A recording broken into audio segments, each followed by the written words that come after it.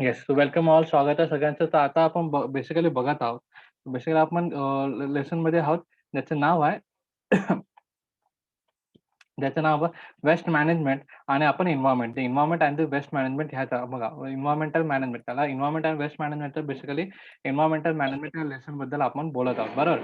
त्या लेसनमध्ये आपण बरंच काही बोललेलं की एन्व्हायर्नमेंटमध्ये कोणत्या-कोणत्या घटक आहेत जे इंटरकनेक्टेड आहेत, जे एकमेकांवरती डिपेंडन्सी आहेत. ते आपण ऑलरेडी बघितलं. राइट. नंतर मेट्रोलॉजी मीन्स व्हॉट? मेट्रोलॉजी म्हणजे हवामानशास्त्रज्ञ. तर हवामानशास्त्रामध्ये हवामान कशा प्रकारे असतं, वातावरण कसं आहे, ते आपण बघितलं आणि सॉलिड वेस्ट मॅनेजमेंटबद्दल आपण बोललेलो आहोत. तर सॉलिड वेस्ट मॅनेजमेंटसाठी आपण 7 जे मेन प्रिन्सिपल्स आहेत, त्याबद्दल आपण बोलू. त्या प्रिन्सिपलचं नाव आहे what? The reuse, refuse, recycle, rethink, reduce and the research and again the regulation and the public awareness. तर बघा, या प्रकारचे जे काही 7 आपले जे आर आहेत, ज्याला 7 आर आपण सुद्धा बोलवतो किंवा 7 principles of the solid waste management हे सुद्धा आपण बोलू शकतो. त्याच्यामध्ये बेसिकली आपण प्रत्येक ह्याची माहिती घेतलेली आहे. आता आपण पुढे आपण बघायचं बघा, period required for the degradation waste म्हणजे यामध्ये काय, की किती कोणत्या-कोणत्या वस्तूला किती वेळ लागतो डिकंपोज व्हायला, डिग्रेडेशन व्हायचा. म्हणजे आता बघा, एखादा जर फॉर एक्झाम्पल एक एक्झाम्पल घेऊया. एखादा जर कुत्रा वगैरे कुठं जर डेथ झालेला असेल आणि रस्त्याच्या पलीकडे कुठेतरी असेल, तर बघा आणि तो जर त्याला हलवलं नसेल, तर बघा 8 दिवसानंतर आपण बघितलं किंवा 8-10 दिवसानंतर आपण त्याला बघितलं हळू-हळू ती बॉडी काय होते म्हणजे कुत्र्याची बॉडी काय होते कुजायला चालू होते. ती हळू-हळू कुत्र्याची बॉडी कुजायला चालू होते. म्हणजे काय डिग्रेडेशन मीन्स व्हॉट? कुजणे. नॅचरल डिग्रेडेशन म्हणजे कुजणे म्हणजे तो मातीमध्ये मिक्स होणे होय. ठीक आहे. कुजणे इस द प्रोसेस म्हणजे कुजणे ही एवढी चांगली प्रोसेस आहे, की जे त्याच्यामध्ये प्रत्येक एक घटक हे पुन्हा मातीमध्ये मिक्स होऊन जातो. प्रत्येक एक घटक हा पुन्हा मातीमध्ये मिक्स होऊन जातो. भले ते मग तुम्ही अ, भले मग ते काय असो, भले ते एक ॲनिमल असो किंवा माणूस असो किंवा ट्री असो किंवा काय. तर अशा प्रकारचे आपण किती किती किती कोणत्या-कोणत्या गोष्टीला किती-किती वेळ लागतो डिग्रेडेशनसाठी ते आपण बघून घेऊया. तर बघा, त्याच्यामध्ये बनाना पिलिंग म्हणजे केळीचे जे साल आहे त्याला 3 ते 4 वीक लागतात. क्लॉथ बॅगेज त्याला 1 मंथ लागतं. क्लॉथ बॅग म्हणजे काय कपड्याची पिशवी त्याला 1 महिना लागतो डिग्रेड व्हायला. रॅग्स आहेत त्याला आपण बघू शकतो 5 महिने लागतात. वूलन सॉक्स आहेत त्याला आपण वूलन सॉक्स जे आपण सॉक्स वगैरे घालतो आणि जे बेसिकली आता सध्या तर सॉक्स वगैरे किंवा आपण ग्लोव्हज वगैरे वापरत असतो. हातमोजे ज्याला आपण बेसिकली म्हणतो, त्यांना 1 वर्ष लागतात. लाकडाला 10 ते 15 वर्ष लागतात. लेदर शूज म्हणजे बघा चमड्याला 40 ते 50 वर्ष लागतात कुजण्यासाठी. टिन कॅन जे छोटे-छोटे टिन कॅन ज्याच्यामध्ये पेप्सी, कोका-कोला वगैरे पीत असतो त्यांना 50 ते 100 वर्ष लागतात. ॲल्युमिनियम कॅनला 200 ते 250 वर्ष लागतात.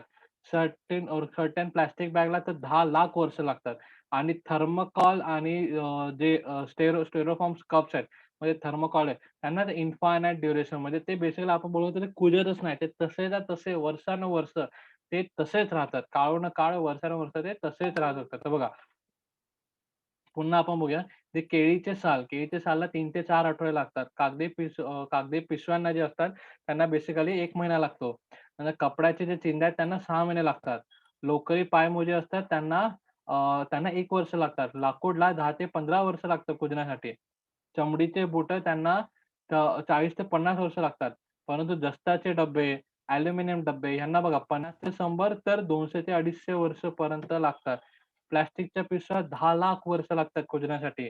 कुजण्यासाठी म्हणजेच काय, की पुन्हा ते जमिनीत मिक्स होण्यासाठी त्यांना आणि थर्मोकॉल कप आहे किंवा जे स्टायरोफॉर्म आहे त्यांना तर अनंत काळ म्हणजे ते बेसिकली आपण बोलतो ते कुजतच नाही.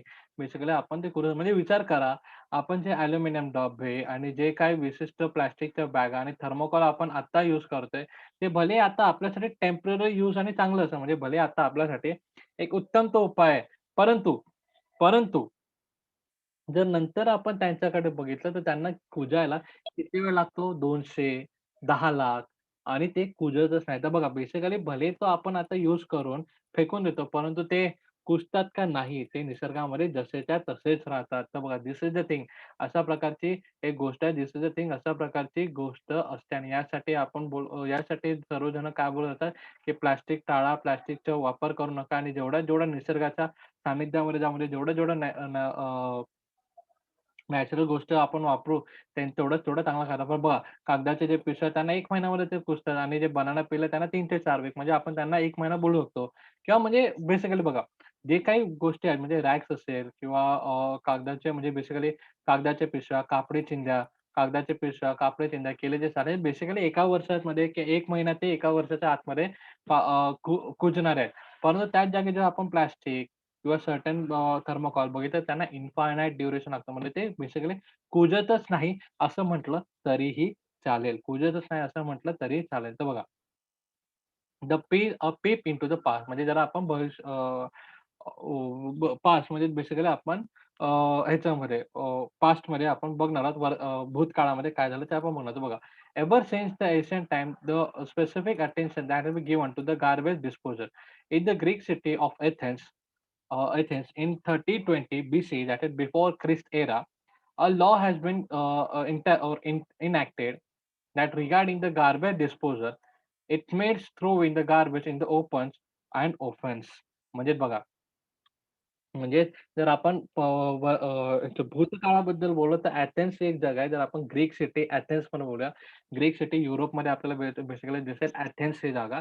तर अथेन्स या जागेमध्ये बघा 320 ख्रिस्त जन्म व्हायच्या आधी म्हणजे बघा 320 ख्रिस्त जन्म म्हणजे 320 प्लस हे 2020 तर म्हणजे बघा कम से कम 2300 वर्षाच्या आधी म्हणजे 2300 2350 वर्षात 2300 म्हणजे 2350 वर्षाआधी म्हणजे 2350 इयर्स अगो तेव्हा सुद्धा डिस्पोजर हा किती सर्टन एक म्हणजे कचरा फेकण्या किती एक इम्पोर्टंट फॅक्टर होता आणि हे तेव्हा तिथे कसं होतं, की जर तुम्ही कचरा रोडवर टाकाल किंवा कुठेही जर गार्बेज फेकाल तर ते म्हणजे उघड्यावरती जर कचरा फेकाल तर ते एक ऑफेन्स म्हणजे तो गुन्हा म्हणून किंवा त्याला एक ऑफेन्स म्हणून त्यांना बघितलेलं जात असं. एक ऑफेन्स म्हणजे बेसिकली आपण त्याला बोलू शकतो बेसिकली त्याला गुन्हा समजला जात असेल. गुन्हा समजला जात असेल. दिस इज द थिंग.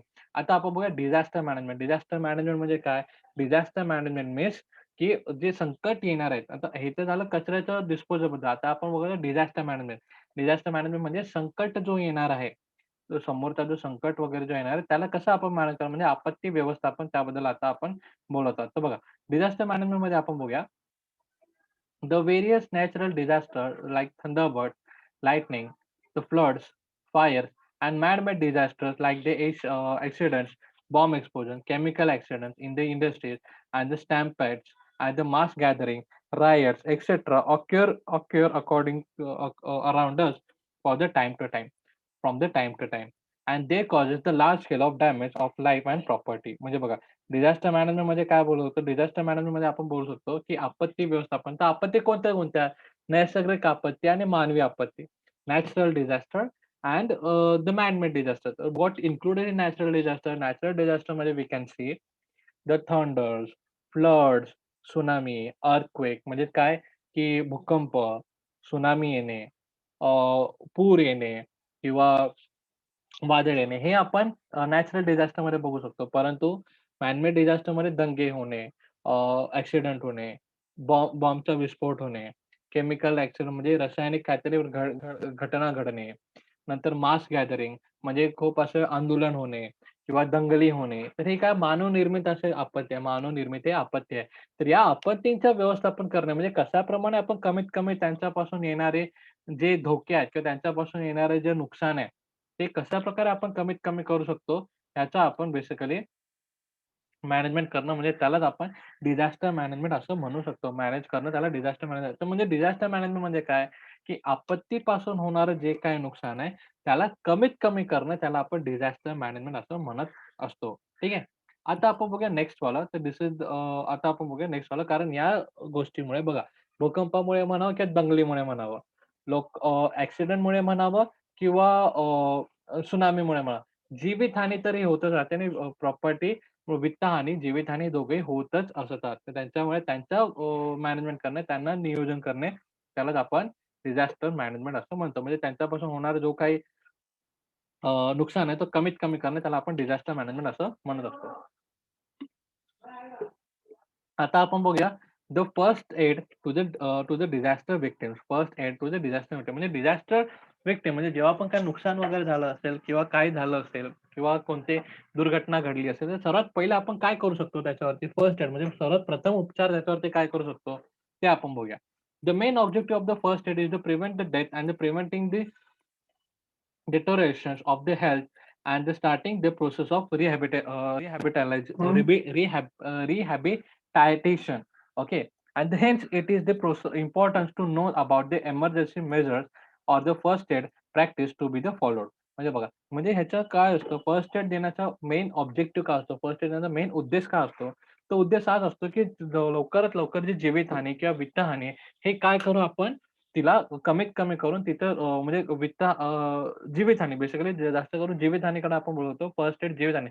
म्हणजे त्या माणसावरती धोका झाला की तो माणूस जर संकटात सापडलेला त्याचा जीव कसा जास्त वाचवण्यात येते ह्याच्याकडे जास्त प्रमाणात बघितलं जातं. फक्त एवढंच नाही, जीव कसा वाचवण्यात येतो त्याच्याकडे बघण्यात येतं परंतु तो कशाप्रमाणे लवकरात लवकर बरा होईल, हे सुद्धा बघण्यात येत असतं आणि त्याच्यासाठी येण्यात येणारे उपाययोजना ते सुद्धा त्याच्यात करण्यात येत असतात. आता बघा ह्याच्यामध्ये कोणते-कोणते आहेत, तर बघा आपण ते बघूया. द लाईफ रेस्क्यूज त्याला बोलू शकतो बेसिकली. लाईफ रेस्क्यूज म्हणजे काय, की जीव वाचवणे हे सारे फॅक्टर्स त्याच्यावर बघू शकतो. नंतर रिहॅबिटायझेशन म्हणजे काय, की जर कोणाचे घर वगैरे तुटले असतील, तर आपण बऱ्याचदा वगैरे कुठेतरी कॅम्प करून त्यांना जेवण वगैरे देणं, अशा प्रकारची घटना. आता बघा कोव्हिडमध्ये आपण बघू शकतो, की ज्यांचं कोविड सुद्धा म्हणजे एक डिझास्टरच आहे. कोविड सुद्धा एक आपल्यावरती आपत्तीच होती. तर बघा या आपत्तीमध्ये खूप बऱ्याच लोकांनी जेवण वगैरे देणं, कोणाचे वगैरे फुकट खानावळ वगैरे चालू केलेले आहेत. तर अशा प्रकारची जी सुविधा करणं म्हणजे एक टाइप ऑफ त्यांनी काय केलं, एक रिहॅबिटायझेशन प्रोसेस चालू केली. म्हणजे त्यांनी काय पुनर्वसन ही एक गोष्ट त्यांनी चालू केली आहे. पुनर्वसनाचे जे धोरण किंवा पुनर्लाभाचे जे धोरण आहे, ते त्यांनी प्रक्रिया सुरू ठेवलेली आपण बघू शकतो. So this is the thing आता आपण बघूया की कोणत्या-कोणत्या प्रिन्सिपल म्हणजे कोणत्या-कोणत्या ह्याला म्हणजे बेसिकली आपण काय-काय करू शकतो ते आपण बघूया. तर बघा, the basic principle of the first add म्हणजे सर्वात पहिले आपल्याला काय करता आलं पाहिजे ते. तर त्याच्यामध्ये आपण ए हा फॅक्टर्स आपण बघूया. A means what? Airways, breathing and circulation. तर एअरवेज म्हणजे काय? ए-बी-सी. आपण बेसिकली काय म्हणतो? ए-बी-सीला आपण बोलू शकतो श्वसन मार्ग, सशस्त्र श्वास आणि रक्ताभिसरण. म्हणजे बघा airways, breathing and the circulation. तर बघा, in the victim has difficult breathing, the head should be held in the backward sloping position and the chin so as to be right that respiratory process remains open. म्हणजे बघा, अशा प्रकारचं त्याचं जे मुंडी आहे, ती अशा प्रकारची मुंडी त्याची स्थिर करण्यात येते, की जेणेकरून त्याची रिस्पिरेटरी सिस्टम ही चालू राहिली पाहिजे. म्हणजे त्याला हवा आतमध्ये व बाहेर ही प्रोसेस जी आहे, म्हणजे श्वास घ्यायची प्रोसेस ही चालू राहिली पाहिजे. म्हणजे बघा, जेव्हा पण अशा संकटामध्ये किंवा कोणत्या याच्या संकटामध्ये माणूस पडला असेल आणि तो बेशुद्ध झाला असेल किंवा तो त्याला शुद्ध नसेल, बेशुद्ध झाला असेल किंवा चक्कर येऊन तो पडला असेल, तर त्याला सर्वप्रथम त्याचे श्वास चालू ठेवण्यासाठी आपल्याला त्याची मुंडी जर समजा वाकडी-तिकडी कशी पडलेली असेल, म्हणजे वाकडी-तिकडी जर झाली असेल त्याची मुंडी, तर तिला सरळ करून व्यवस्थित त्याचा श्वास चालू राहायला पाहिजे आणि त्याला झोपवून सर्वात पहिले त्याला झोपवून त्याला श्वास बेसिकली व्यवस्थित चालू राहायला पाहिजे याची काळजी आपल्याला घेतली पाहिजे. त्यालाच आपण एअरवेज असं म्हणतो. एअरवेज म्हणजे हवा जाण्यासाठी व येण्यासाठी व्यवस्थित एक त्याला पोझिशनमध्ये आणलं पाहिजे. म्हणजे बेसिकली बघा आपण सरळ झोपतो, तर तशा पोझिशनमध्ये आपल्याला त्या व्यक्तीला आणलं पाहिजे. नंतर ब्रीथिंग. ब्रीथिंग म्हणजे काय, की त्याचे श्वास वगैरे चालू आहे की नाही हे सुद्धा आपल्याला चेक केलं पाहिजे. इफ सपोज त्याची ब्रीथिंग स्टॉप झाली असेल, तर artificial ventilation by mouth to mouth mouth to mouth we can see that हां, resuscitation, mouth to mouth resuscitation म्हणजे आपल्या तोंडाद्वारे समोरच्या तोंडामध्ये वास नाही बोलू शकतो आपण श्वास भरणं. त्याचं आपण कार्य नक्कीच करू शकतो. सॉरी वास भरणं मी बोललो. ते श्वास भरण्याचं आपण कार्य नक्कीच करू शकतो. तर बघा तोंडाच्याद्वारे तोंडातून वास घेण्यामध्ये त्याचा जो म्हणजे अंगात जर सपोज तो पाण्यामध्ये असेल किंवा त्याचे जे लंग्स आहेत त्याला काय होतात, एक पुश भेटतो आणि ते स्वतः श्वास घेण्यासाठी तत्पर होऊन जातात. तर अशा प्रकारची सिच्युएशन आपण नक्कीच करू शकतो. तर बघा, ह्याच्यामध्ये आपण बोलतो बघा सशस्त्र श्वास. तर बघा, जर सशस्त्र श्वास बंद झाला असेल, तर और अपद्यग्रस्ताच्या तोंडातून कृत्रिम श्वासोच्छवास द्यावा. ठीक आहे. तर त्यालाच आपण माउथ टू माउथ रेस्पिरेटरी त्याला म्हटलेलं आहे. आता आपण बघूया सर्क्युलेशन. सर्क्युलेशन म्हणजे काय? त्याचं रक्ताभिसरण चालू आहे की नाही हे सुद्धा करणं इम्पोर्टंट आहे. बघा, रक्ताभिसरण चालनामुळे त्याच्या जी बॉडी आहे, त्या सगळ्या बॉडी कशी राहील, सगळ्या बॉडीला ऑक्सिजन पोहोचेल आणि ते लवकर हे होतील, रिबिल्ड होतील. रिबिल्ड होतील म्हणजे लवकर बरे होतील अशा प्रकारे ह्यासाठी आपलं सर्क्युलेशन चालू आहे की नाही हे सुद्धा बघणं गरजेचं आहे बघा. If the victim is unconscious and after the giving the mouth to mouth respiratory twice, but and the heart should be the pressed down hard by the pressing the chest with both the palms, and these two actions should be repeated alternative by 15 times. This is called the cardio and the pulmonary we can say the resuscitation, that is called as a CPR. It helps to bring the circulation back to the normal. म्हणजे बघा, आपल्या दोन्ही हाता एकावर एक हात ठेवून दोन्ही हाताने व्हिक्टिमच्या म्हणजे जो बेशुद्ध झाला असेल किंवा त्याला बरं वाटत नसेल किंवा त्याला श्वास घेण्यामध्ये त्रास होत असेल, तर श्वास घेण्यात त्रास होत असेल, तर आपण श्वासोच्छवास त्याला देऊ. पण तरीसुद्धा त्याला बरं वाटत नसेल, तर त्याच्या छातीवरती आपण दोन्ही हातांनी एकमेकांवरती हात ठेवून त्याला पंप केलं पाहिजे. पंप केलं पाहिजे म्हणजे जो हार्ट आपलं काय पंपचं कार्य करतं बरोबर. तर हार्टवरती हात ठेवून, छातीवरती त्याचा हात ठेवून, हार्टवरती हात ठेवून आपल्याला पंप केलं पाहिजे, दाबली पाहिजे. जेणेकरून त्याचा जे सर्क्युलेशन आहे सर्क्युलेशन म्हणजे रक्ताभिसरण आहे, ते सुरळीत चाललं पाहिजे आणि त्याच प्रोसेसला आता काय म्हटलेलं आपण सी म्हणजे कार्डिओ पल्मोनरी रेस्पिरेशन और रिससिएशन ठीक आहे. So this is what we have said about that C-P-R.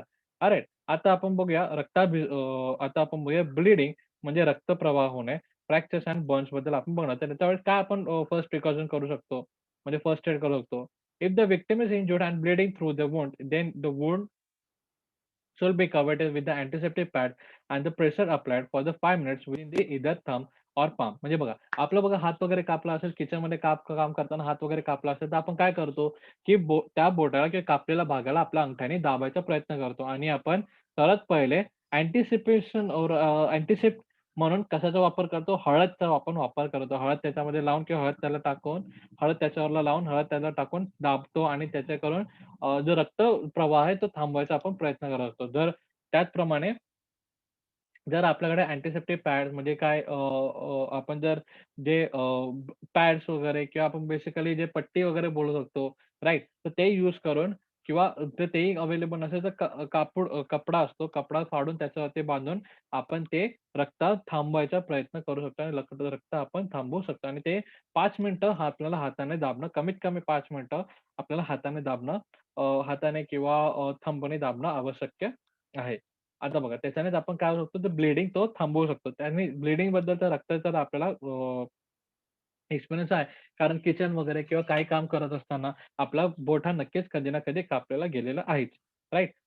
आता आपण बोलूया फ्रॅक्चर आणि इम्पॅक्ट ऑफ द व्हर्टिब्रेट म्हणजे फ्रॅक्चर्स वगैरे तर आपल्या सगळ्यांमध्ये जर हड्डी वगैरे तुटली वगैरे असेल, त्याला आपण अस्थिभंग व मणक्यावर आघात असं आपण म्हटलेलं आहे. मणक्यावर आघात म्हणजे काय व्हर्टिब्रेट जे आपले जे हे आहे स्पायनल कॉर्ड पाठीचा कणा जर त्याच्यावरती काही मारा झाला असेल किंवा काही फ्रॅक्चर वगैरे झालं असेल, तर काय करावं?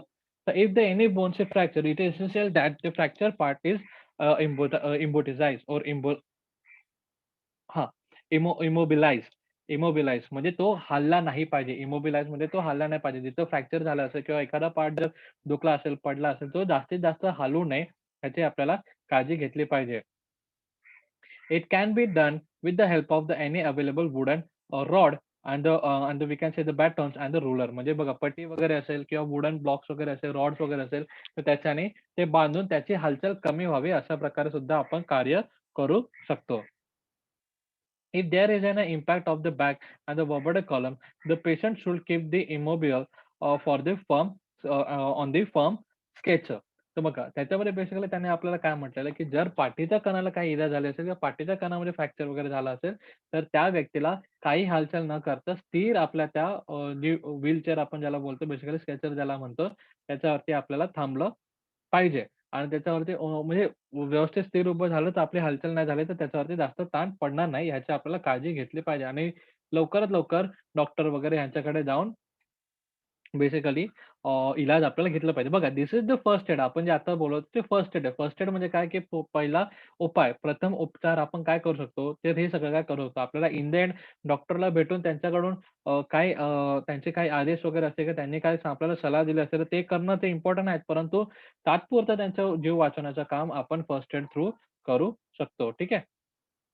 तर बघा, आता आपण बघूया बर्न्स. जर आपलं जळलं असेल, जळलं असेल, तर आपल्याला काय केलं पाहिजे? The victim have the burn injuries, it is beneficial to hold the important part under the clean and the cold water at least for the 10 minutes. म्हणजे बघा, जर जळलं वगैरे असेल, आपला जर पार्ट वगैरे, हात वगैरे काय जळला असेल, तर आपल्याला सर्वप्रथम एका थंड आणि स्वच्छ पाण्यामध्ये पाण्यामध्ये आपल्याला जी जखम आहे, ती आपल्याला ती जखम कम से कम 10 मिनिटं तरी होल्ड केलं पाहिजे. गरजेचं आपल्याला आहे. कारण त्यानेच करून काय होऊ शकतं, त्याच्याचमुळे जो बर्निंग पार्ट आहे, तो हळू थंड होऊ शकतो. तर बघा, धिस इज द थिंग आणि सर्वात मेन इम्पोर्टंट बघा rest, ice and the compression and the elevation. हे जे आहे ते information strength and the rice and thrusting constant rice remedies should be applied. म्हणजे फक्त एवढंच नाही, इंजुरीजवर म्हणजे आपण बेसिकली बोलतोय जखम असेल, तर जखमेवर आपण काय करू शकतो बघा, लचक, नंतर आपण बोलतो मुग्ध गोळ्या, नंतर चमके भरणे किंवा मुक्का मार अशा प्रकारच्या परिस्थितीत राईस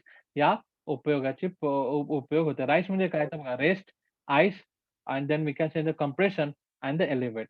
म्हणजे काय, की मारा जिथे लागला तर मारा लागलेला भाग उंचावर ठेवणे, मुक्का मार वगैरे जर लागला असेल किंवा चमक भरलेली असेल किंवा लचक आपल्याला लागली असेल किंवा जर पाय वगैरे मुरगळला असेल, तर ते आपण काय करू शकतो, तर सर्वात पहिले आपण रेस्ट केलं पाहिजे. नंतर आईस. जिथं मार लागलेला आहे, तिथं बर्फाच्या काहीतरी पेटी वगैरे ठेवलं पाहिजे. कंप्रेशन म्हणजे बर्फाच्या पेटीत थोडा वेळ ठेवल्यानंतर मग त्या भागाला हळू मसाज करावे. कंप्रेशन म्हणजे त्याला मसाज करणं we can see. After the ice pack treatment, the injurious pack should be the massage gently.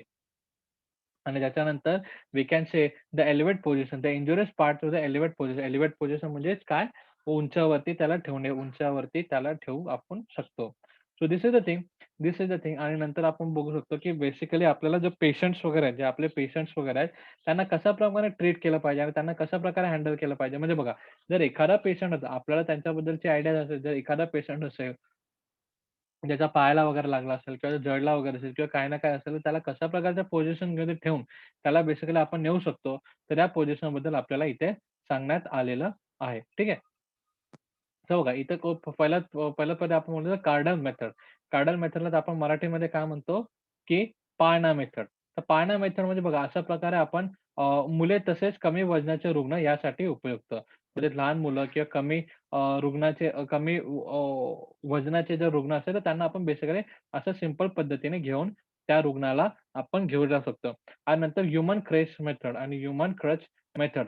Human crutch मेथडमध्ये ह्यूमन क्रच मेथडमध्ये काय बोललं जातं, if one of the legs is injured, the victim should be supported with the minimum load on the other leg. म्हणजे बघा, जर human crutch method म्हणजे ह्याच्यामध्ये काय होतं, मनुष्य आपण बोललो होतो, की कुबडी पद्धत. मानवी कुबडी पद्धतमध्ये आपण बोललो होतो, की जर बघा एखाद्याचा पाय लचकला असेल किंवा एकाच पायाला जर लचक असेल, तर आपण काय करतो, मित्राचा किंवा मैत्रिणीच्या खांद्यावरती आपण हात ठेवून काय करत असतो, आपण पुढे चालत असतो. म्हणजे पुढे चालायचा आपण प्रयत्न करतो. तर अशा प्रकारचे सिच्युएशन आणि हे जर हे हे आणि ही जी पद्धत आहे आपण घरी वगैरे आपण यूज केलेली आहे. नक्कीच आपण यूज केली आपल्या आई-वडिलांना सपोर्ट करण्यासाठी किंवा असं काही आपण नक्कीच केलेलं आहे. आता बघा, the carrying the 4 hand chair, carrying on the 4 म्हणजे 4 हातावरती 4 हात खुर्च्यावरती आपण त्यांना नेणं. तर बघा अशा प्रकारची जी पोझिशन आहे, अशा प्रकारचे हाताची आपण खुर्ची बनवून त्या व्यक्तीला म्हणजे दोन्ही पाय किंवा त्याला फ्रॅक्चर झालं असेल किंवा त्याला आता चालून होत नाहीये, तर अशा प्रकारचे हातांचं बेसिकली आपण खुर्ची बनवून त्यांना पुढे नेऊ शकतो. अशा प्रकारची खुर्ची बनवून आपण त्यांना पुढे नेऊ शकतो. तर बघा, the method used by fire brigade. तर फायर ब्रिगेडचे मेथड बघा कसे-कसे असतात, अशा प्रकारे ते यूज करतात. तर बघा इथं फर्स्ट, सेकंड, थर्ड अशा प्रकारचे ते यूज करतात आणि त्या माणसाला घेऊन जात असतात. राइट. त्याच्यानंतर आपण बोलूया कॅरी बॅग कॅरिंग पिरी बॅग म्हणजे दप्तर आपण कसं नेतो, तर आपण त्याला खेळलेलो कांदे बटाटा खेळ खेळ या गेममध्ये आपण ही पद्धत खेळलेली सुद्धा आहे आणि त्या प्रकारचं आपण खेळलेलं सुद्धा राइट. तर अशा प्रकारची पद्धत वापरून आपण जर पेशंट म्हणजे बऱ्यापैकी असेल, बोलणारा वगैरे असेल, फक्त त्याला चालायला पोझिशन होत नसेल किंवा अनकॉन्शियस असेल, तर त्याला आपण नक्की अशा प्रकारे नेऊ शकतो. म्हणजेच काय, की बेसिकली जर बघा रुग्ण जर शुद्धीवर असेल, परंतु तर उपयुक्त पद्धत. रुग्ण शुद्धीवर असेल तर उपयुक्त पद्धत. म्हणजे त्याला माहिती असेल, की काय-काय चालू आहे आणि काय-काय नाही चालू आहे. अनकॉन्शियस असेल म्हणजे जर शुद्धीवर वगैरे असेल, तर आपण बेसिकली करू शकतो. पण परंतु जर शुद्धीवर नसेल, the polling and lifting method. जर तो शुद्धीवर नसेल, तर आपण काय करू शकतो, तर बघा this is used to carry the unconscious patient and through the shortage distance. म्हणजे छोट्या काळासाठी का होईना, छोट्या वेळेसाठी का होईना, ह्या पद्धत आपण वापरून त्या व्यक्तीला डॉक्टरकडे किंवा एखादा अशा ठिकाणी नेऊ शकतो, की ते तिथून डॉक्टर जवळ किंवा डॉक्टरकडे नेण्याचं आपण करू शकतो. म्हणजे गाडी वगैरेमध्ये भरण्यासाठी सुद्धा आपण असं त्याचा इस्तेमाल करू शकतो. बघा. शॉर्टेज डिस्टन्ससाठी अशा प्रकारे आपण त्यांचा वापर करत होतो. आता पुढे बघूया नंतर carrying the two hand chair. तर बघा आता टू हँड चेअरमध्ये बघा, टू हँड चेअर आपण आधी फोर हँड चेअर बघितली. आता two hand chair. Two hand चेअरमध्ये बघा, फोर हँड चेअरमध्ये त्याला परिपूर्ण काय जमन होतं. आता फोर हँड म्हणजे टू हँड चेअरमध्ये तो माणूस हे करू शकत होता. बट आता वन हँड चेअरमध्ये बघा, वन हँड चेअरमध्ये the useful for those patient who cannot use their hand but they hold their body upright. म्हणजे बघा, जे आपला हात वगैरे वापरू शकत नाही, त्यांना सुद्धा त्यांच्यासाठी ही मेथड गरजेची आहे. बघा, त्यांनी कशा प्रकारे आपली चेअर बनवलेली आहे. तर बघा, पाठ सांभाळण्यासाठी इथे हात आणि त्याच्या खालून आपण ते बेसिकली गुडघे बोलतो. गुडघ्याच्या खाली हात बांधून त्यांनी एक प्रकारची चेअर इथं बनवलेली आहे. नंतर आपण बघूया स्केचर. स्केचर तर आपल्या सगळ्यांनाच माहिती आहे, की याच्यावरती बॉडी वगैरे नेण्यात येतात. बघा, stretcher in emergency if the conventional stretcher is not available, the temporary stretcher can be made from the bamboos and blanket. म्हणजे बघा, बांबूस अँड ब्लँकेट स्केचर बनवणं एक सिंपल आहे. बघा, 2 बांबूस असे लावायचे आणि मध्ये एक चादर बांधून टाकायची. जेणेकरून ते स्केचर एक बनून जाईल आणि त्याच्यावरती जो अनकॉन्शियस असेल किंवा कोणता जो व्यक्ती असेल, त्याला ठेवून आपण बेसिकली शॉर्ट डिस्टन्ससाठी का होईना किंवा लाँग डिस्टन्ससाठी होईना, त्याला आपण एका सुरक्षित ठिकाणी नक्की नेऊ शकतो. Right? So this is the thing आपण बोलत होतो stretcher. That is stretcher basically not stretcher. That is stretcher. Stretcher आपण त्याला बेसिकली वापरू शकतो. Right? So these are the some method. अशा प्रकारचे काही मेथड्स आहेत, की जेणेकरून आपण जो पेशंट आहे किंवा जो आपला जो व्हिक्टिम पेशंट असेल, जो घायल झालेला व्यक्ती असेल, त्याला आपण नक्कीच सपोर्ट करू शकतो किंवा डॉक्टरकडे आपण नेऊ शकतो. आणि फर्स्ट एडमुळे आपण त्याच्यावरती इलाज फर्स्ट एड म्हणून जाणून आपण त्याच्यावरती इलाज सुद्धा करू शकतो. टेम्पररी बेसवर का होईना, परंतु आपण त्याची हेल्प ही नक्कीच करू शकतो.